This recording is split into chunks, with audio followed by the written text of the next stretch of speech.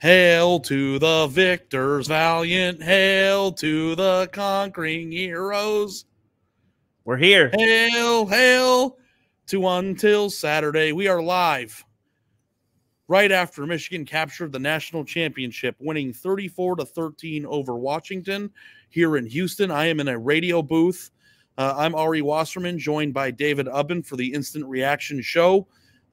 Michigan is an undefeated national champion and beat the crap out of Washington in the national championship game to capture their first national title since 1997. This is going to be a pretty good show. I think we're going to talk a lot about the game. We're going to talk about some context with Michigan. The dry spell ended for Michigan after, 20 some years or whatever the math is. This is a bad at math show.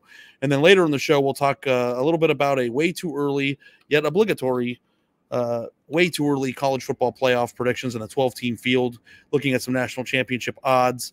Ohio State picked up a commitment from Quinshon Judkins, the Ole Miss running back transfer. But, of course, the star of the show here is Michigan's national championship. All right, what if we spent 20 minutes talking about Ohio State's new running back commitment? Let's begin the new year the way we started. We ended the last year. I'm an Ohio State. I feel like that'd be the funniest thing we could do. Probably not the right thing to do, but it would be very funny, I think. Be sure, before we get into the show, let me just say that we'd love it if you would follow the podcast on Apple or wherever you. It's going to be a long night, guys. Be sure to follow the podcast on Apple or wherever you get your podcasts. And please help the show by dropping a 5-star review. If you leave a question with that review, we'll do our best to get to it on the show. Also, subscribe to the Until Saturday feed if you're listening to this in podcast form. If you're here with us live right now, we certainly appreciate your presence now and you being there throughout the entire season. Also, always be sure to leave us a voicemail at the Sunday Sound Off podcast phone line at 316-462-9852. Again, that is 316-462-9852. And sign up for the Until Saturday newsletter. We'll get your daily fill of college football news delivered right to your inbox. You do not have to be subscribed to The Athletic in order to get that newsletter, but you will probably join shortly after once you see all the great stuff.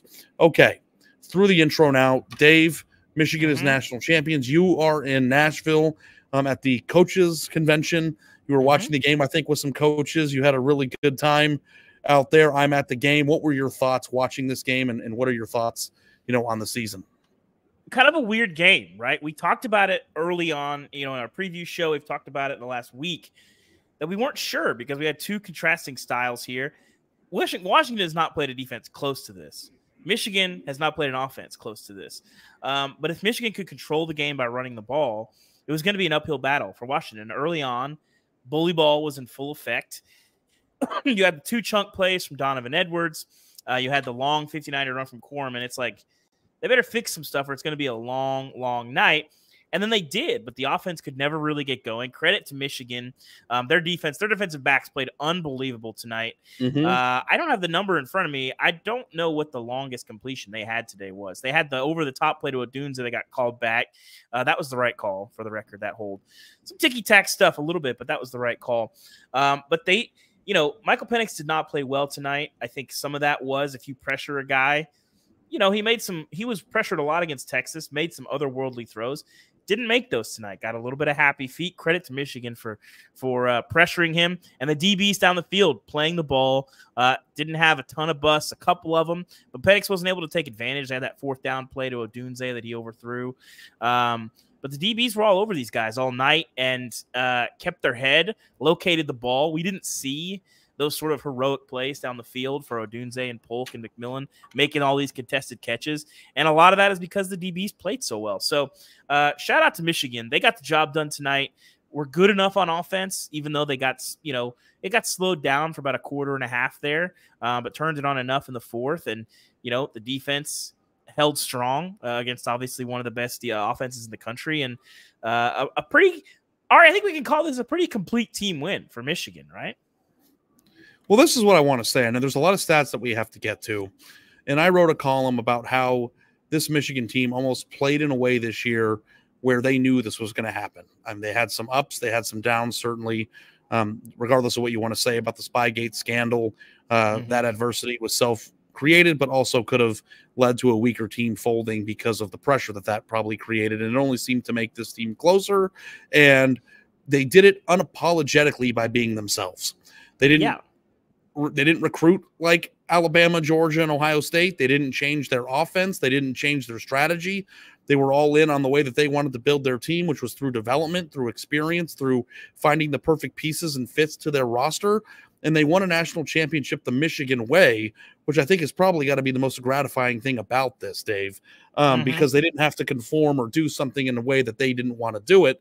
And in a world where I thought it was impossible that their way could work, it ended up working. So kudos to Michigan for winning the championship their way. And not only from a macro perspective, but from a micro perspective tonight. Both perspectives. Right? Yeah. You know, like and tonight, that's why this was the game that Michigan wanted to play.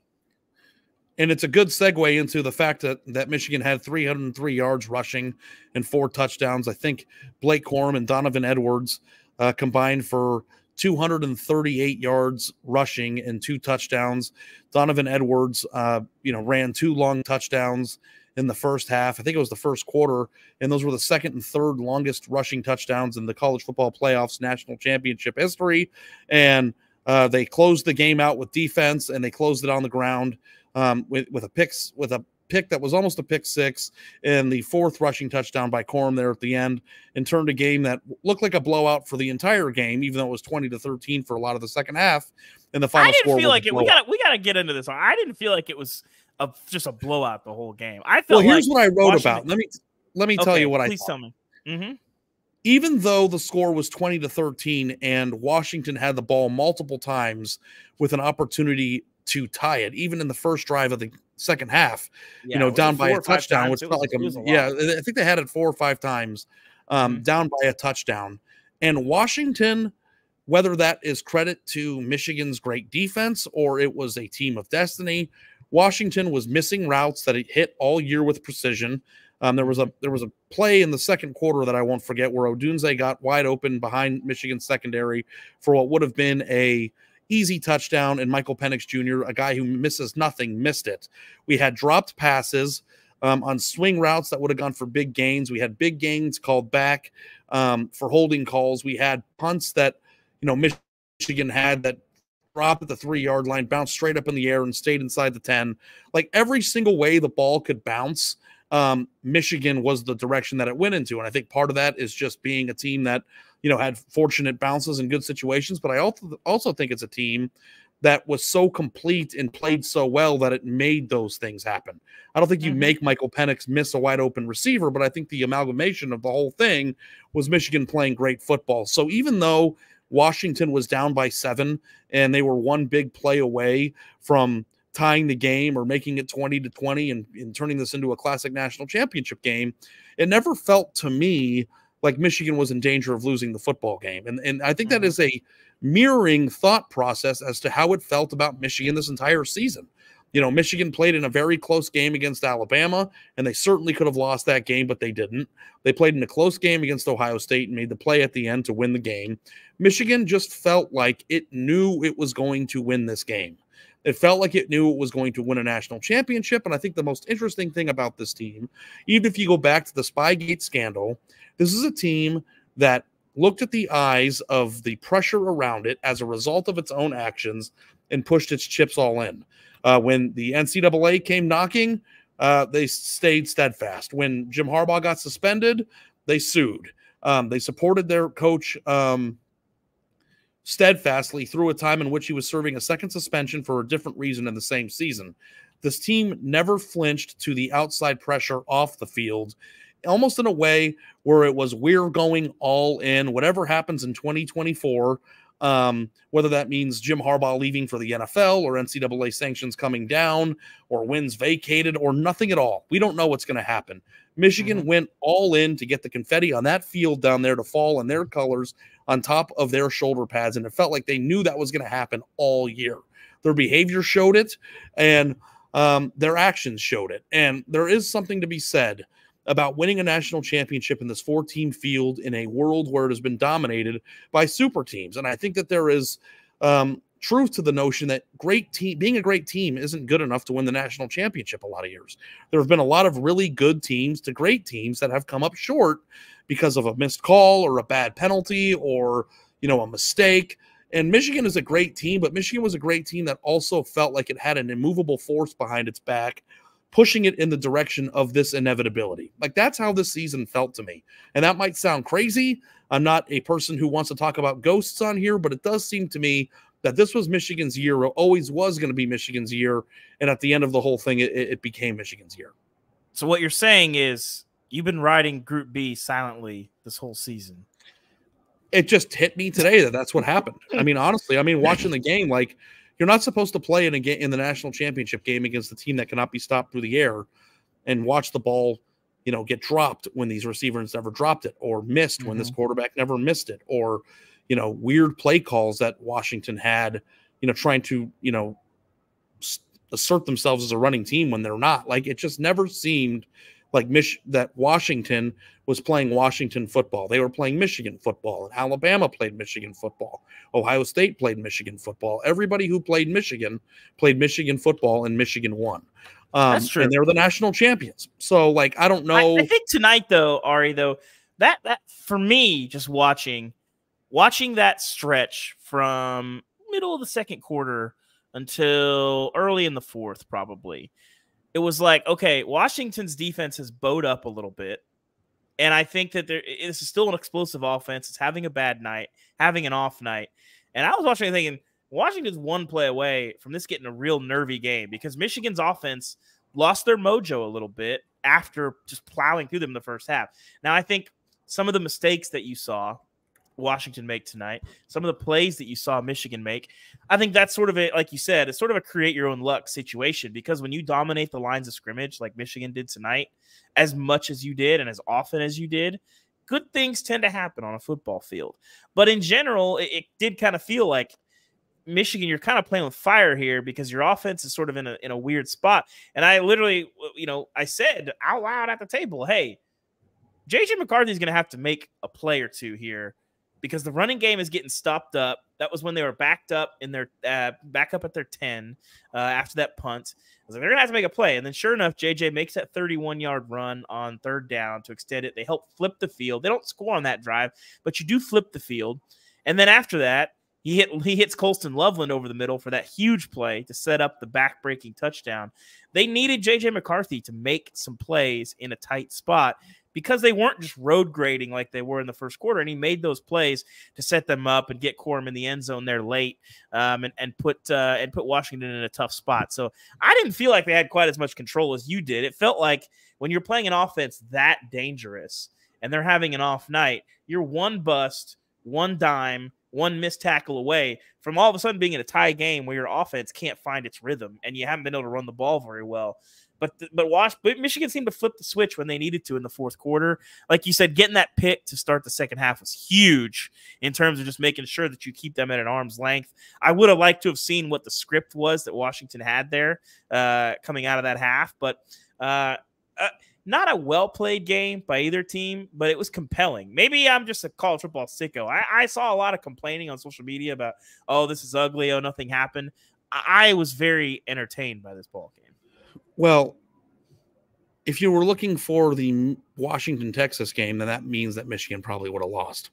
Like, if they got into that type of a game where, we talked coming into the game that if Washington's receivers couldn't be covered or stopped and Michigan couldn't be stopped running, that you felt that Michigan was going to win, but Michigan couldn't be stopped running, and Washington's receivers just weren't doing what they needed to do. Yeah. They were dropping passes. Balls weren't being delivered on time. They were throwing laterally a lot more than downfield, which, you watch the Texas game, it was like every time they needed 9 yards, they got 17, and it was just delivered with precision. They never were in a groove.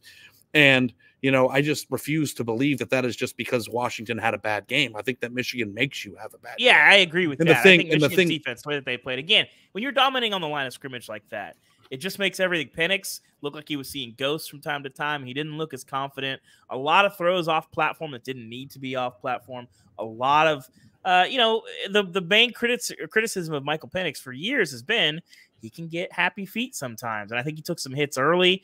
I think it didn't help when he got his foot stepped on in the was that early in the second half, and I think that sort of makes you a little gun shy, and you're not willing to sort of fire off of get your feet underneath you as much as you'd like to be as accurate as you want. But I think Michigan deserves credit for a lot of that. I mean, Penix missed some throws with open receivers and clean pockets, but again, I think that comes with the stage. And when you're, you're not sure, maybe somebody's coming off the blind side, getting ready to lay you out. Penix took some shots tonight, and Michigan, their defensive line ate. They were able to get pressure with 4 pretty consistently throughout the game. And Penix, was able to escape, make some throws, make a few plays, but never got the big play, never got the backbreaker. And it was really, really impressive. To me, the group that should be MVP is Michigan's defensive line. That's who won the game for them tonight. Well, just to piggyback on what you were just saying, Michael Penix had 255 yards passing, a touchdown, 2 interceptions, and 5 yards per attempt, which was his lowest yards per attempt since 2021, which is kind of surprising to think because even the Arizona State game where he didn't do anything, I guess, was better than that. So Washington's offensive line had their moments, but they did not. I mean, this is the Joe Moore winning offensive line. 2.3 yards per carry. I think that Dylan Johnson probably was not 100% in this game. They had 5 penalties against the offensive line, including the big hold on that 42-yard Odunze catch. The ankle situation, the center was pushed back onto his foot. That led to the interception by Will Johnson. Like, it did not look good. Now, I want to go back and let's focus more on what Michigan did well and not what Washington didn't do so well. But J.J. McCarthy, let's talk about him for a minute. He went 10 for 18 for 140 yards, no touchdowns, no interceptions. He also ran the ball 4 times for 31 yards. That's a 7.8 yards per carry average. He had big one. He had that really big first down run with Michigan backed up against its own goal line. That drive ultimately turned into a punt, but it flipped the field when a punt that landed at the Washington 3, I still think landed inside the 10. So it flipped the field.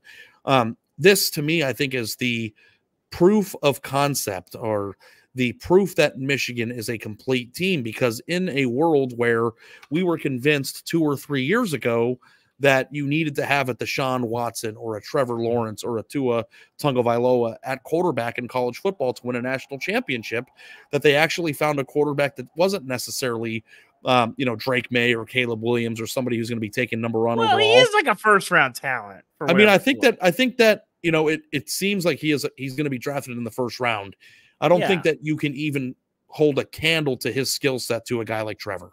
I just don't think that's true. But I think it's. I mean, we've been going over this the whole season. It's very hard to assess J.J. McCarthy because you see the tools, he looks the part, but in this offense, he's just not asked to do it. Well, and this is the thing. Maxwell King here in the comments, Cam, if you could put this up, says all you have to do is make JJ beat you. And the reason why Michigan is a good football team, a great football team, is because they are so good that they somehow play this game repeatedly without ever putting their quarterback in a position where he alone has to beat the opposition. JJ played a fine game. He made some big plays. That throw to Roman Wilson there in the first half that, went for 40 was one of the best throws I think he's had all year. That was ridiculous. He makes plays.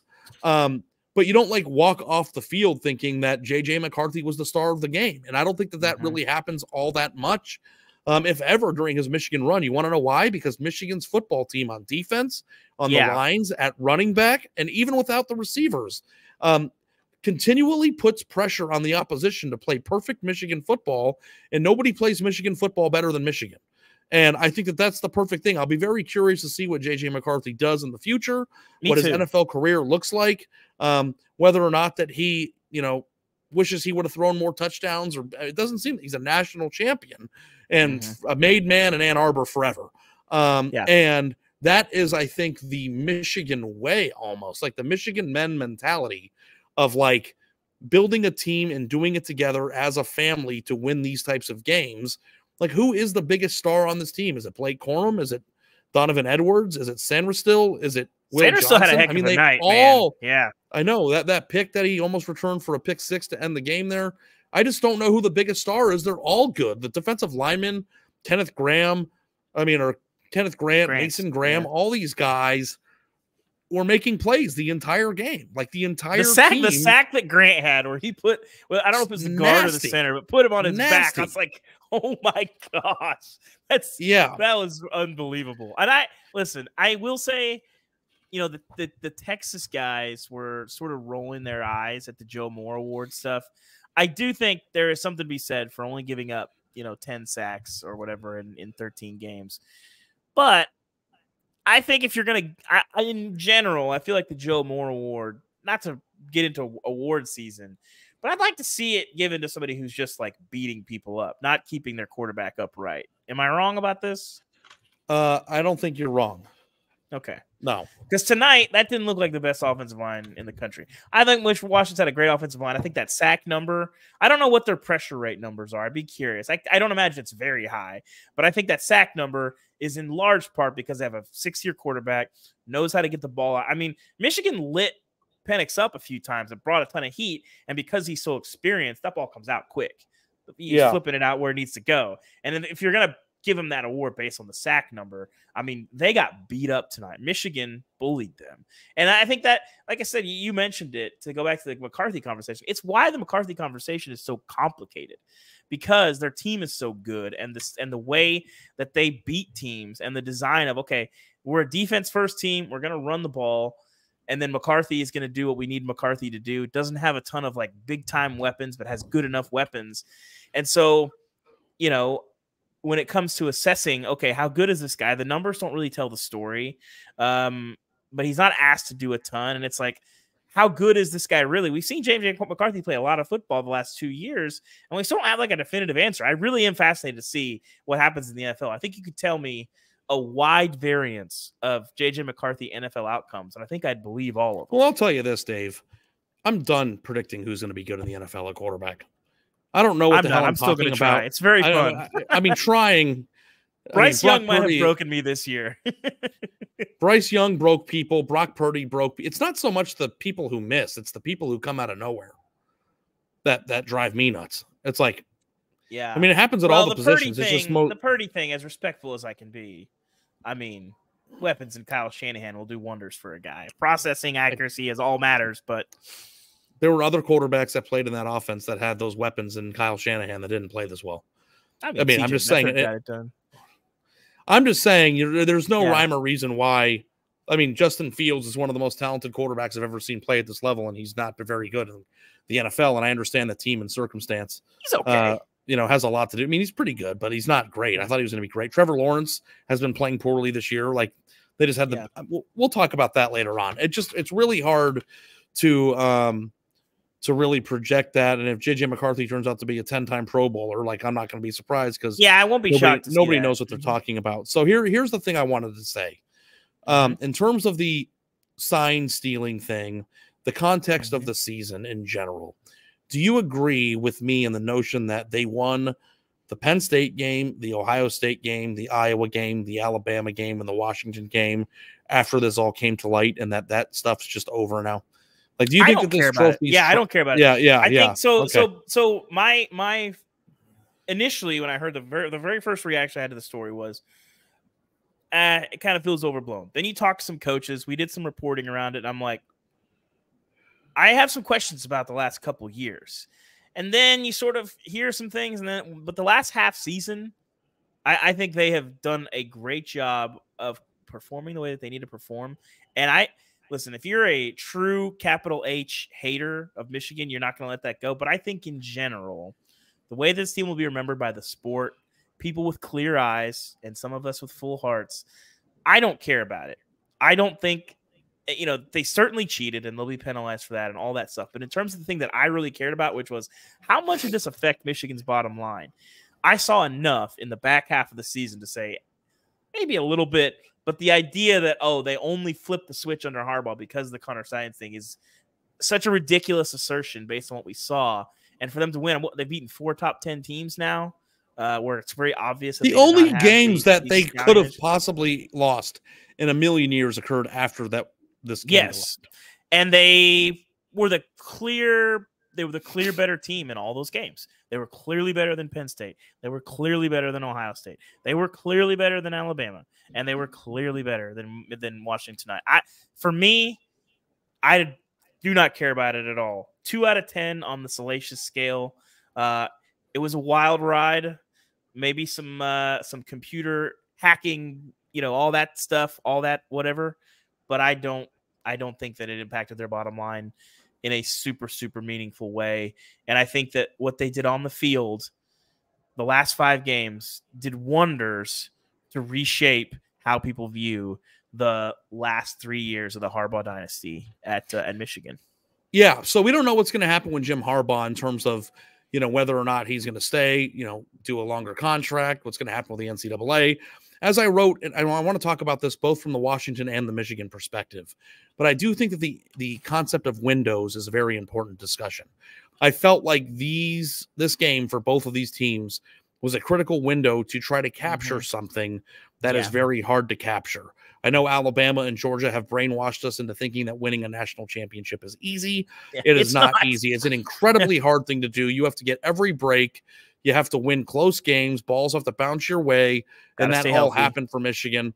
And we're looking at a team that is a very experienced, senior-laden football team that may be without its coach next year, heading into a 12-team playoff, facing NCAA sanctions in a very, very hard regular season schedule.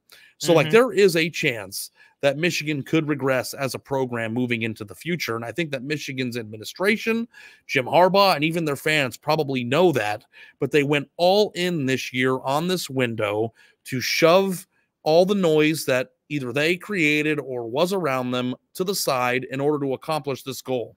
This was a very important win for Michigan because if they would have come up short in the stage on this game, you don't know how long it'll be based on the unforeseen circumstances that may be coming down the pike here, both on natural attrition from the program and potential NCAA situations when they're going to get this opportunity again. And the same goes for Washington. Michael Penix is gone. Rome Odunze is gone. A lot of their good players that were seniors, 6-year players, they're gone. They're joining the Big Ten next year. They're going on the road, I believe, to Michigan to play next year.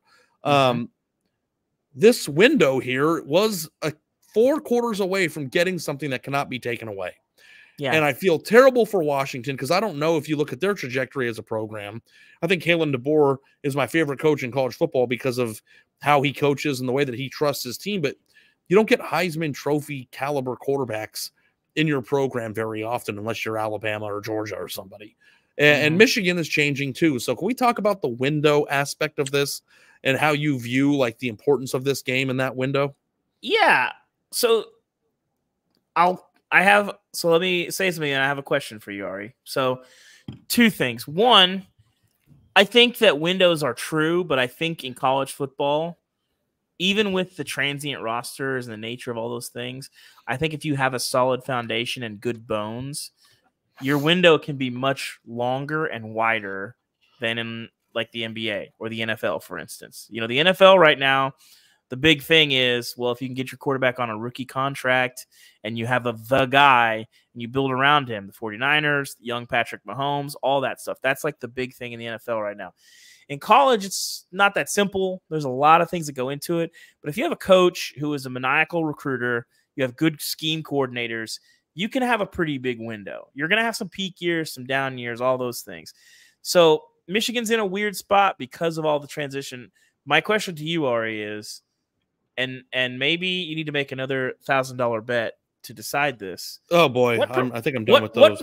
What percent chance do you give Michigan to make the playoff next year? Oh, my God. Just based on everything you know right now. If it was the 4-team field, I would say 0. Yeah, I'd kind of lean that way too. But we don't have. But the 12-team field, I don't know.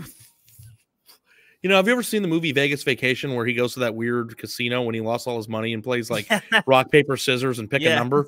In the one scene where he goes, pick a number, he starts off and he goes 7. No, you lose. Yeah. I don't know, 15% maybe. Okay. I mean, listen, it's not. I think there's going to be a lot of variance with Michigan There's too many variants. I don't even know who their coach is going to be. Yes. I don't know who. I don't know anything about what's going to happen. Here's my question. And also, their schedule is brutal. It is bad. All right. Here's the question. You can lose 3 times and still make the playoff next year. Okay. So I don't know. Take that number. Take that number.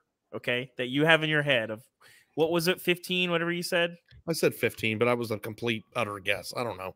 We're gonna go down the rabbit hole slightly, Ari. If Kalen DeBoer is Michigan's head coach next year, I don't want to do this. I'm uncomfortable. I I don't know love what's going to Kalen. happen You with love Jim Kalen. Harbaugh. I think that it's I been don't clear either. the last few years that Jim Harbaugh has a desire to coach in the NFL. He was ready to go. It seems I think, clear. Whether or not to the Chargers or Raiders or Bears and decide now to hire him is up for it. he And can yeah, go with immortality. Like he is Yes. Michigan's man. I agree. Mhm. And like, listen, we're talking about a team that has been very good historically and has more wins, as they like to remind you, than any other team in college football.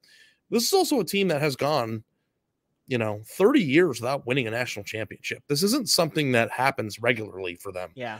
So even if he bolts right now, the program is, I'm looking at it, Michigan Wolverines national champions. I never would have thought that I would have seen that, especially considering the fact that we're only 3 short years removed from people wanting him to be fired. Well, and him taking a salary reduction in order not to be fired. And then here we are with the yellow confetti it falling is out of kind the of rafters. crazy, Ari, that they played in a game that, despite beating Ohio State earlier this year, they seemed to care about this game, Ari. I don't know. It's kind of wild that they already played the game that matters the most for them, and they still came out tonight. Are we still doing this? We're motivated. We're still doing it. It's an insane take, Ari. It's still an insane take.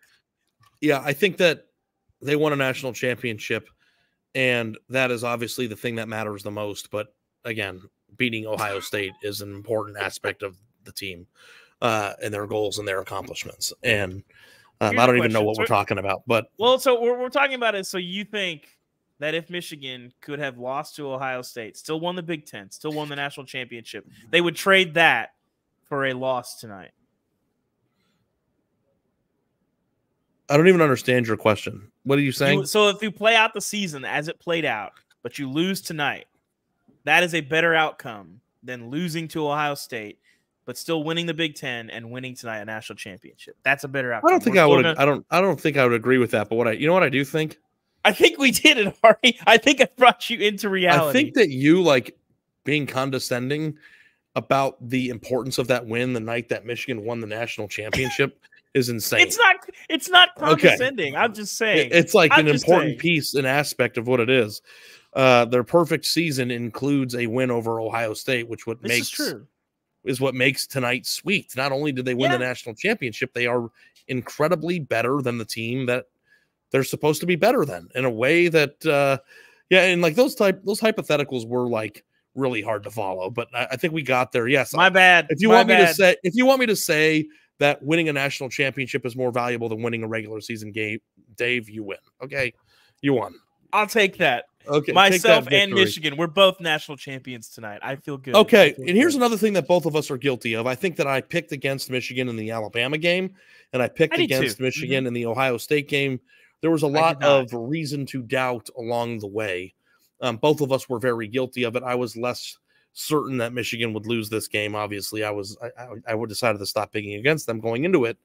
But where do you think you were wrong, and why do you think Michigan was able to do it? They got into. Are you talking about tonight or against Alabama in general? The whole thing. I think the places that I doubted Michigan was just sort of Alabama's athletes, right? When we've had elite Big Ten against elite SEC, it has not gone well for the SEC or for the Big Ten more often than not. And when it has, the Cardell Jones incident, who else am I forgetting? There's not a lot of times the Big Ten has gotten the better of the SEC, but that one stands out. There's probably been a couple I've forgotten. But when it does, it's usually because the quarterback, you get some elite play out of that guy, right? And I was questionable of whether or not we could get that. And I think J.J. McCarthy made enough plays. But for me, I didn't think Michigan was going to be able to win the line of scrimmage as seriously as they did against Alabama's front.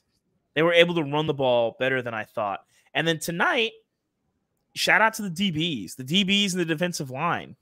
Those guys won the game for them tonight, because if you'd have told me that Washington was going to score 13 points, what percentage would it have been that Michigan wins this game? 95? Yeah. Close to it. Yeah, close to it, right? And if you'd have told me that Michigan scored 34 points, what were the chances that they won that game? Probably 95. I don't know about 95. 75 to 80, probably. I mean, Michigan scoring 35 points. I mean, listen, Michigan scored a lot of points because this is what they do to people.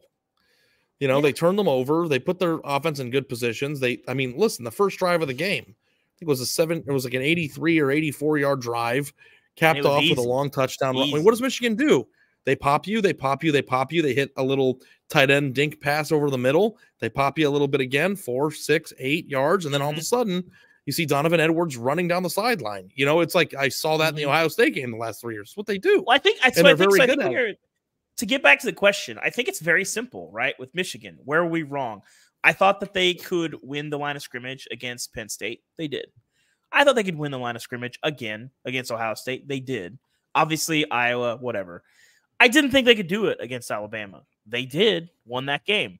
I thought they could do it tonight, but I wasn't sure that they were going to be able to slow down the offense enough to get the win. They did.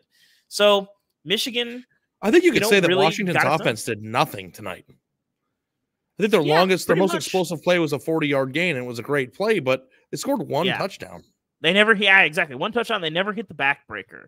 That was kind of what I was waiting for in that third quarter. It was the last drive of the second quarter, which is probably the hardest drive to stop a team in. Yeah, I agree. when they're moving the ball the way they are, there's not a lot of time left. It's a difficult situation, and that was a time in which Washington had an opportunity to take control of the game. You know, you go into halftime after getting dominated in the first half with a touchdown, feeling good about yourself. Then you get the ball back in the second half, winning the middle 8, right? That's what they say. And the first play of the second quarter, or the third quarter, was a pick. And to me, that's when I felt like the game was over, because even with Washington having any semblance of momentum in this game, Michigan thwarted it. And they went up by 2 scores, and then I knew Washington's offense wasn't as effective enough to, everybody said, well, if Washington gets down by 14 points, it's no big deal because their offense is so good. It's like, well, when they get down by 2 scores, nobody said no big deal. Just that they would be able to. I thought that a 10-point lead almost felt insurmountable, and it was, because they only scored 13 points. Yeah. This wasn't the Washington team was not in a position to erase 2-score deficits in this game. Exactly. No matter, in the past, we would have thought that whole quarter and a half from the third to midway through the fourth, Washington was calling some pretty aggressive plays, and I thought we can get that Penix backbreaker, that Odunze bust poke over the top, and we never did. Or would they start feeling themselves? Would they start feeling themselves and start to become who they were? Yes. Yeah. And we never got that. And I think, again, I don't think that's because of Washington. I think that's because of Michigan. Yeah. So, okay, well, congratulations to Michigan. We're obviously going to talk about this more into the week. Winning a national championship is something that remains relevant in future conversations too. I think the thing that is fun about national championships, and I've been wanting to do this at the Athletic, and I want to try to do it this year, but I like the notion of program rankings, not necessarily preseason rankings or in-season rankings or postseason rankings. What shape is your program in? Where does your program rank in terms of other programs based on recruiting rankings and transfer portal success and wins in the regular season, conference championship games, and national titles, and maybe coming up with a formula? But I think it's probably fair to say that this Michigan team's probably, as we sit here right now, at least a top 3 program in the country. Now, obviously, there's a lot of things that can happen, maybe a top 4 team, but the defending national champions, I think, honestly, move up to the top 3 because recent national championships should be weighted. Like Ohio State is a team that I was been in the top 3 in my rankings for a long time, but now this is the 10th playoff. They haven't won a national title in 200 in 10 years. Sure they're in the like top I think 5. They might not even be in the top 5 anymore. Yeah. Like I think that these are fluid things that every year now Michigan, in terms of program stature, might take a step back if their coach leaves or things happen. But as we sit here right now, it's a top 3 program in America, up there with Alabama and Georgia. Well, yeah, I think that's true. I want to see what happens in the next month in Michigan. What does the roster look like? What does the staff look like? Which I think is actually way more important. Because, you lose Harbaugh, maybe you keep Sherrone Moore, but like how many coaches do either of the Harbaugh brothers bring up to the NFL? That's a very interesting question. Do you keep Jesse Minter around? I think there's a lot of questions. But I think in general, in terms of the shape of your program, you got to like where Michigan's at. But I'd like to see kind of how things settle if we're going to talk about the shape of your program moving forward. But certainly a healthy spot. And forgive me, guys, there's probably going to be some background noise here. We're got people cleaning up the room I'm in. But we'll carry on. I knew this was going to happen, and here we are. It's happening. So, Okay, should we move on to the next segment good. now that we're 40 minutes in? I think we gave Michigan its due. Congratulations to the Michigan Wolverines, the 2023 national champions, even if it's just 2024. I always refer to it as the 2023 season, even though it ends in 2024. That just, for my own brain, it simplifies things. Let's just have a little fun because Michigan fans aren't the only people listening. You did this. I did not because I was covering the game, but you did a 12-team, way too early college football playoff projection for next year. Why don't you take us through how you calculated this, and we'll go through that, and then we have some news to get to at the end of the show. I ran it through the Ubben computer matrix of numbers and all of these things, but these are not in any particular order. And I'm not sure about the conference affiliations. We're still debating on the 5-7, 6-6. So if there's some inconsistencies there, I apologize. But my 12, Georgia, Alabama, Notre Dame, LSU, Texas, and the Fighting, still Quinn Ewers probably, Oregon, Ohio State. I'm going to jump on the Ole Miss bus. I think Missouri brings back a lot. I think Arizona wins the Big 12 next year. And then Tennessee squeezes in. I'll buy in on the Nico hype. And then, of course, let's not forget the G5 gets a bid. And Liberty is well positioned to not lose another game. Their schedule is a little tougher next year. They got Eastern Carolina. But you look around the G5, there's not a lot of people that you're looking at them and saying they're going to load up. Liberty kept Caden Salter. They're in the CUSA where they have a lot of natural advantages. Jamie Chadwell's in a good spot. So that is my 12-team playoff field. You are muted, Ari. I'm muted because of the noise here. Sorry. That's okay. I don't know that I take exception to anything. I think Tennessee is an interesting addition there. But I don't really know. It's so hard to tell because you know what the hardest part about these way too early rankings are is that there's a whole other portal window that happens in the spring, and we're not necessarily sure like what rosters are going to look like until you get to almost April going into the next year, and that's a really difficult proposition. But like I like the notion, and I know I made an appearance on another podcast last week where usually going into seasons, Dave, in the past, and again maybe this is just forgive me for my sins, but I would say, hey, show me the 247 Sport composite rankings, and I'll show you the 5 or 6 teams that can actually do it. Neither Michigan nor Washington would have made my list coming into the year, and I think the reform of that going into the 12-team playoff and in the portal era and the NIL era is that list is probably more like 15 or 16 teams going into the year, maybe even more. And like teams like Arizona, for instance, that was a very good football team this year.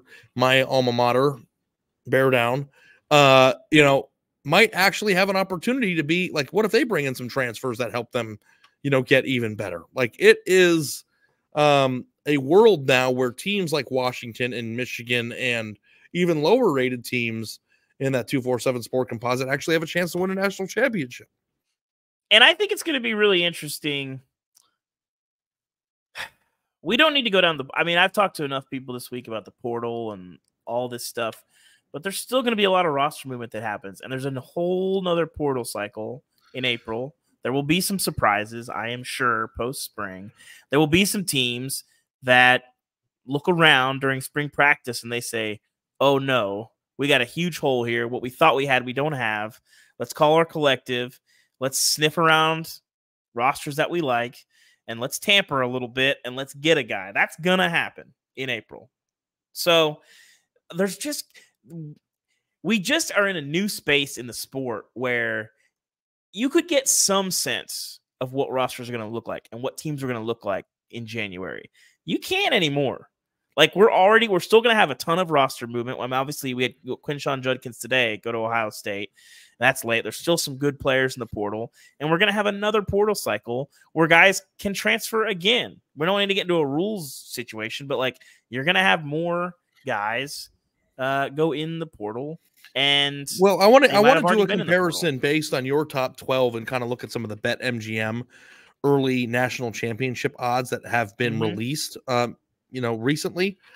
Georgia is number 1 at 5-1, Alabama 6-1, Ohio State 7-1. So you have the 3 teams that are typically in that situation from a recruiting standpoint remaining in that top 3 fields. So now you move on. Michigan, a team that I said had 15% chance to make the playoff next year, sits at 8-1 currently. Oregon 9-1, Texas 10-1, Ole Miss 11-1, LSU 16-1, 20-1, Clemson and Florida State, Penn State 25-1, Notre Dame, Oklahoma, and USC 30-1, Texas and A&M 40-1, Mizzou 50-1, and then Washington 80-1 going into next season. So there's a lot there to kind of unpack. Your Tennessee team is not represented on that list. And maybe it's just because the odds aren't accounting for that. Maybe Nico's a star. I don't know yet. But I do think that also, too, like at times, like the offseason odds for Georgia to win the championship would be like plus 175 or plus 200. And now it's 5-1. So we're looking at more wider odds for the teams that are more can't miss, no doubt about it teams. So, you know, it's going to be a very interesting offseason discussion as we get into it of like which teams actually can win a national championship next year. I mean, why can't Penn State be in there? Penn State's a team that's probably going to make the playoff next year if they go 10-2. What if they? We'll see, Ari. Listen. I mean, Dave, I think 10 wins in a power conference is probably going to be enough for a lot of teams. I think you're underrating the new Big Ten, and that Penn State could just walk in and win 10 games. Like you're going to have to play a tougher schedule. I'm not saying that they will. I'm saying that they can anymore. They can. You know, Washington got a nice little welcome to the conference tonight too. You know, like it's a hard. Yeah. You know, Penn State, for what we know, I mean, their only 2 losses were Michigan and Ohio State, and guess what? Everybody else lost to them too. So I'm just saying, Penn State, if they have coordinators in there that come in and work, they got a receiver in the transfer portal. Drew Aller takes a big step forward. Why can't they win a national championship, or why can't they be in the discussion? I mean, that's the whole promise of the 12-team expansion, right? You're supposed to be here on January 8th saying these teams can win. That's the whole point of this thing, right? More inclusion. And in an era where I think the whole point of it, Ari, is to make more money. But yeah, sure. Well, you know what I'm talking about. But from a fan standpoint, yeah, I get it. Yeah. I'm just saying. I'm not sitting here saying I think Penn State's going to win the national championship. I'm saying, weren't they like 2 receivers and a better quarterback away from beating Michigan this year, and they won the national? Sure, but I think far off. But Penn State's existence for much of the entirety of the playoff era, 14 playoff era, is. Can you beat Michigan? Can you beat Ohio State? If you split those 2 and you take care of business, you're probably going to be in the playoff. They were never able to do that and get in the playoff. That's not what the Big Ten is going to be. The idea that they can win 10 games is, and I think that's going to, this goes back to the conversation we had on Sunday, Ari, is that we kind of have to recalibrate what a successful season is. I think in these new big time leagues, SEC and Big Ten, with the kind of schedules that teams are going to be playing, 8-4 and 9-3, there's going to be some really good teams that put up records that in many years people would scoff at or run a guy out of town. And I think there has to be some recalibration. And when you get into the playoff field, you're going to have, if you go 8-4 and you sneak in and you say, well, we're good, it's just our schedule's hard, you're going to have to go prove it. And if you can do that, you can extend the life of your, however long you're going to. I also think we're also in an era where a 9-3 team can still make it too. No, I think that's what I'm saying. I think they will. I think they absolutely can. I think you're going to see teams that go 8-4 and 9-3 get in the playoff over a 10-2 team from the ACC, or not an 11-1, but a 10-2 team from the Big 12 that doesn't have the quality wins. If you go 8-4 and you have 6 wins over, or 4 wins or whatever over top 25 teams, and a team is 10-2 and has 1 win over a top 25 team from whatever the Pac-12 Mountain West becomes from the Big 12, if the Big 12 has a bad year, I think that's a real thing that can happen and probably will happen in the 12-team playoff era.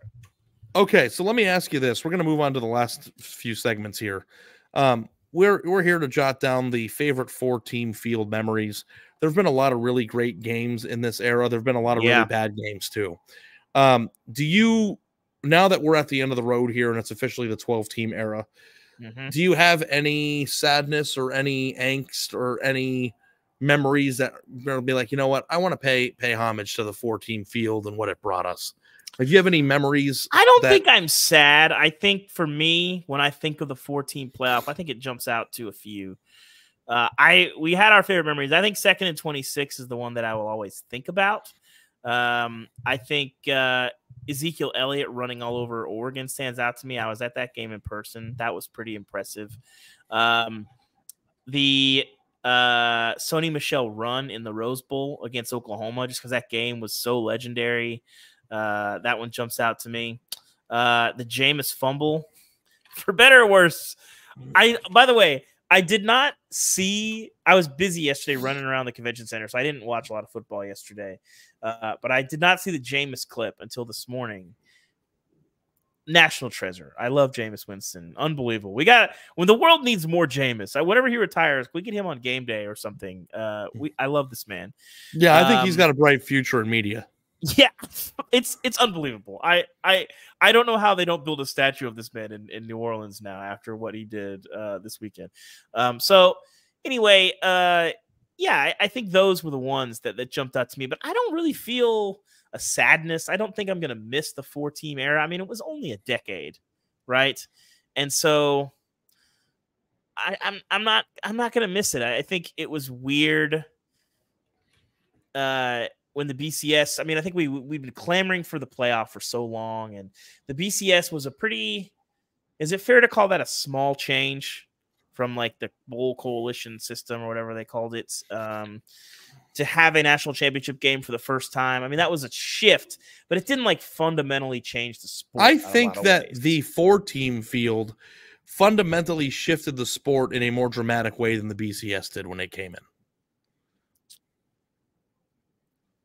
So here's my question. I think that's generally true, but I think in a lot of ways the sport and the 4-team era will be defined by how much Alabama and Ohio State and Clemson and Georgia dominated, and how much that had an impact on the recruiting trail. And I think in other ways, how much that influenced realignment and conferences shifting, because you had 5 power conferences and 4 spots. So every year, one conference was having an existential crisis. And my question is, like, that situation where you had 4 dominant programs that just started to collect all of the best prospects, and it was a real problem on the recruiting trail.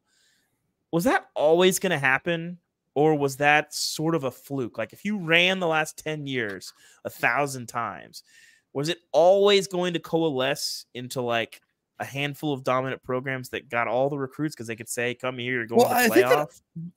I honestly, what year did LeBron leave Cleveland? 13? And when did the playoffs start? I mean, 14. Well, catch my drift here? I literally don't. I don't know what you're okay, talking about. well, let me elaborate then. When LeBron James left Cleveland and went to the Miami Heat, he did something in professional sports that had never been done before, or not done the birth of the in a super way, team, where he transcended his own superior talent as one of the greatest players to ever play, to team up with other really great players in order to try to build a mini dynasty in Miami. And LeBron did leave Cleveland in 2011. So I think that in the 2013-14 years, 2 years after it, while the Miami Heat was winning and was the villain of the sport, that also coincided with the real birth of camps like The Opening. Recruiting rankings became more and more mainstream during that era. You know, back in 2003 and 2004, people who followed recruiting were viewed as nerds. Now it's now being a fan, that's mainstream media. And I think it was more heavily geographic. Don't quote me on that, but I feel like the idea that like Brock Bowers would go to Georgia, like regardless of what's happening on the field, I feel like that would like almost never happen in 2005. But I think the thing that I think people are wrong about, and I can't prove it, but I think people think that the 4-team field is responsible for the super team.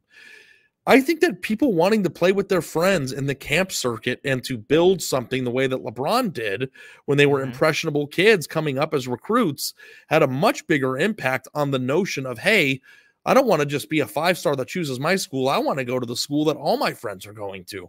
I want to go win a national championship with the 5 stars. The 5-star prospects are in group texts with each other. They go to the same camps. They get the same awards. They get the same offers. They go on the same visits. So obviously going and being successful is one thing, but there's also a correlation between going to the schools that win the most and the most draft picks. And I think that's one thing that Michigan might actually have, something to say about it. They got 15 to 20 players, drafted off of this team. That's what sells. I don't think prospects chose programs because of the playoff. It's a good point, programs. They chose programs because they wanted to play with their friends and they wanted to get drafted. And I think I feel like you should write a how LeBron James brought about the 12-team playoff column. I actually think LeBron James's actions impacted all of sports.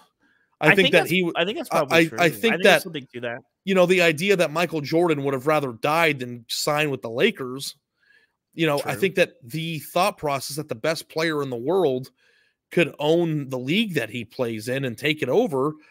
And you got to remember that kids are impressionable. That's all they knew. They didn't grow up watching Jordan. They grew up watching LeBron. Not an understatement to say the most culturally significant athlete and most famous person on the face of the earth. Well, maybe I don't know about soccer. Let's not disrespect Ronaldo in that way, Ari. But all I know is people in China are reading about LeBron. Yeah, that's true. Yeah. So that I think that's part of it too. It's like I don't know that I buy into the notion that we're going to get to a 12-team field, and because there's a 12-team field, all of a sudden Georgia's going to recruit worse. Now, I think that the NIL and the portal might have something to do with it, and it's all kind of happening at the same time. There's so many variables that it's hard to really. It's hard to say that's why. That's the one, so right? Much is changing, yeah. But that is a very interesting offseason discussion. So, I will certainly miss the 14 field. I had to write a column this year that I'm openly embracing the 12-team field because of what happened to Florida State. Welcome. But I will say and admit that even though I thought that the worst thing happening was Florida State being left out, I will miss the exclusivity of being in this playoff. And teams like what Washington accomplished this year and what Michigan accomplished this year is so much better in this system than it would be if they won a few games in a future system. I think Washington winning the Pac-12 the way that it did, beating Oregon twice, having a wonderful season all around, winning a semifinal in that exclusive field is a better program accomplishment, even if it would have lost in the semifinals, than it would be making the playoff as an 11 seed. And if you don't agree with that, that's fine. Ari, I gotta go ahead. Go ahead. I'm gonna miss this. I'm gonna miss the debates. I'm gonna miss the ranking shows having as much weight as it does. I'm gonna miss the who's in. I'm gonna miss that feeling that I had in my stomach in Vegas on Saturday night, writing about the committee, who's gonna get in, who's gonna get out for the following day. That I got to write that call. Like, I'm gonna miss that. I think that this sport is wonderful because of our podcast, and not just because of our podcast, but because our podcast can exist in this culture. We've got people in the comments screaming at each other about who can make the playoff. I know that seeding will be important in the future. I do not think we're going to be able to match the regular season. The stakes that happen in more games than you wanted to give credit for, and I'm gonna miss the debate. So, that said. New era, people change, evolution happens, and you got to, keep up or get left behind. I will do so. I am a little sad tonight that the 14 field is over. So Michigan wins the national title. I got a take for you, Ari. Michigan is going to be the last undefeated national champion in a long I don't think that's a hot take. Time.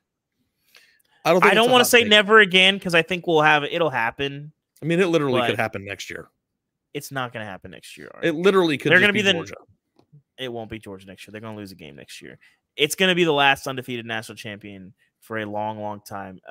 Producer Cam, you can save this clip if it's Georgia next year, and we can play it, and Ari can make fun of me, but that's not going to be Georgia. I mean, it was hard enough to be an undefeated national champion on the 14. Yes, field. So I think that. It's not even just a 12-team field, Ari. It's the combination of the conferences.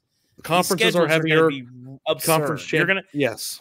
We're about to go from a time where if you're Ohio State, if you're Alabama, if you are Georgia, you played 2 to 5 games that you probably could lose. Yeah. And now that number is going to be significantly higher. And this is a very good thing for the sport.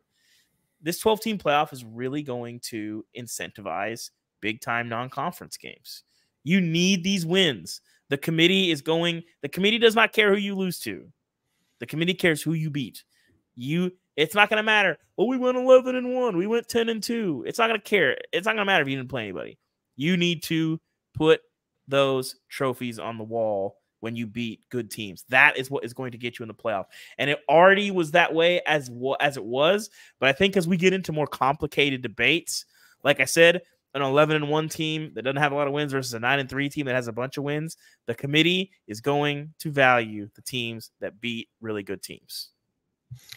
2 quick news items. We alluded to it earlier in the show, but Ole Miss star running back Quinshon Judkins, as Michigan won the national championship, announced his commitment to Ohio State. So it wasn't the worst night of an Ohio State fan's life. They got a little bit better next year. I think if Trey Henderson comes back, they could be a very, impactful, talented team. And we'll see if Ryan Day, makes the staff changes in the offseason necessary in order to put them back in a position where they can win a national title again. And then Jaden, I don't know how to pronounce his last name. Maiava from UNLV has transferred to Georgia. So that's another important potential domino. About that today. Yeah, we will break that down this week. I don't know if you know this, Dave. I'm going to Santa Barbara with my wife on Thursday for a long weekend for her birthday. Today is her birthday. Brittany, I love you very much. Happy birthday. Happy birthday. I'm very sorry that your birthday coincides with the college football playoff / national championship every year. When we retire, I will spend a birthday with you, but I'm going to make it up to you this weekend. And thanks. All right, we got to before we get out, we got to touch on the NCAA issue. Okay.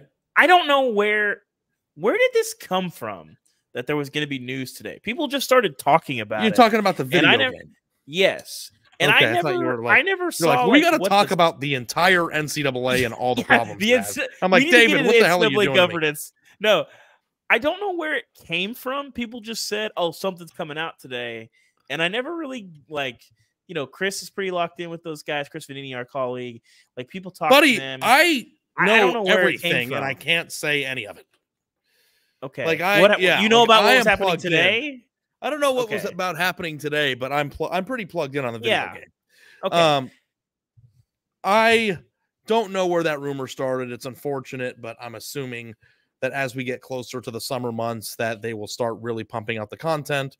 As far as I'm concerned, it's been reported that this game is going to be out in August or July, whenever it usually came out in the past, and it's going to be very, very good. But I think it was more. Our producer said that it was more wishful thinking. People online were hoping a trailer would drop, but then took it up. Was to expect something. There was no press release. People just started saying it was going to happen. I'm like, I don't know what the genesis of this was. Now, I will say we should pitch this to our audience, Ari. We need to come up with a good way to incorporate this beautiful, beautiful piece of college football culture into the show. We've talked about some ideas. We got to figure out a way to incorporate our listeners and this game. And I don't know what we're going to do. But if you got some good ideas, please send them our way, because Ari and I will both be playing this game. I'm excited to see kind of what's going on and how we play this out. Well, Dave, it's been a pleasure co-hosting the show with you this year. It's been a truly remarkable experience building Until Saturday up and building the community that we have here. I'm truly and utterly grateful for everybody who reads the columns, participates in the show, insults me, calls into the Sunday Sound Off line. Again, if you want to do that, the phone number is 316-462-9852. It's been a wonderful year. Congratulations to Michigan for winning the national championship. It was a job well done. And with that, we close the book on the 2023 season. College football does not sleep, though. We will be here throughout the offseason to provide all the information, insights, and fun that you're accustomed to on this channel. Power Hour will be in your feeds on Wednesday, and then we'll close out the week with one more show before we slow it down a little bit and start putting out 2 shows per week. But always be sure to leave us a 5-star review on Apple or wherever you listen to podcasts. Subscribe to the YouTube channel. New videos will be published to that channel early and often. Sign up for the Until Saturday newsletter to receive the latest college football news delivered right to your inbox. It's free and takes less than 30 seconds to sign up. Those links will, as always, are in the show's description. Congratulations again to Michigan as the national champion. Well, talking about some of the other national championships this year. D2 Harding, D3 Cortland, FCS South Dakota State, NAIA Kaiser, NJCAA Iowa Western CC, and last but not least, you, the listener, a true champion for hanging out with us the entire year.